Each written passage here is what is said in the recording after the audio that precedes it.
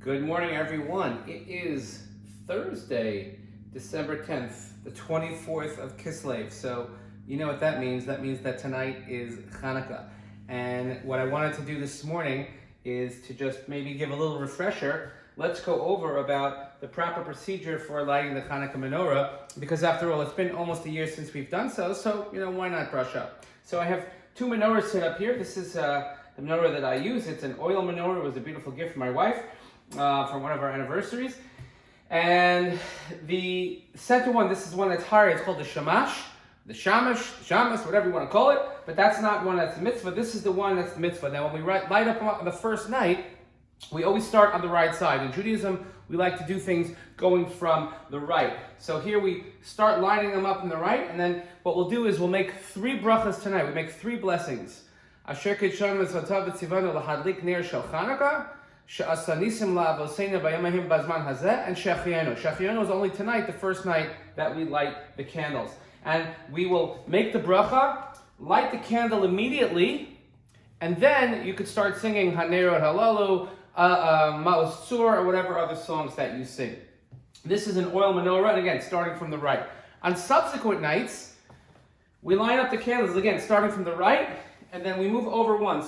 But we always start and move to the right. So let's say if it was the 8th night, I feel like on one of those cooking shows, when they have like the food they put in the oven, then all of a sudden it's ready. So here we are, the 8th night of Hanukkah already, hasn't even started yet. So on the 8th night, we would light, say, the bracha, and then we would light the left candle first, and then move our way over towards the right like this. And that's how we should go each subsequent night. So tomorrow night we'll do here and move over, here and move over, etc., etc., etc. The halacha requires that we have to have candles that last at least a half an hour.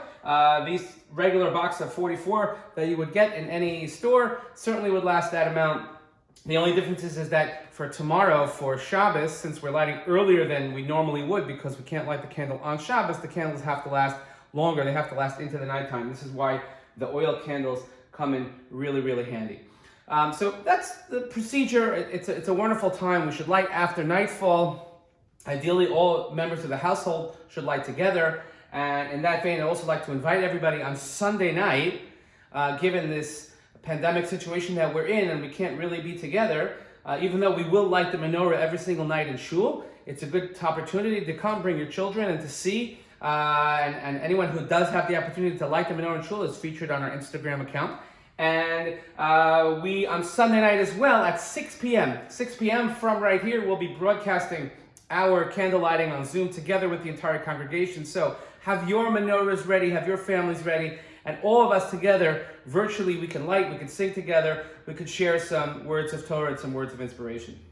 I also want to point out that this Sunday we have two very, very important activities taking place. First of all, Jacob and Miriam have put together a wonderful youth project which will take place at Sunday at 5 p.m. on Zoom, but you have to come earlier in the day, look at the information to pick up the materials for your children. They're working very hard to engage our children during this distant time.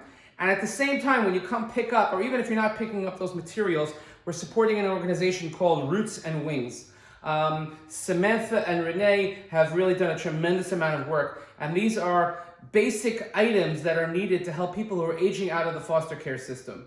And a holiday that we celebrate bringing light to the world, I think we have to bring light not only to our world, meaning to our Jewish world, but to those far beyond. We have to set an example. So please look at the information that was sent out. Some basic items that are needed, basic toiletry items, some basic grocery items.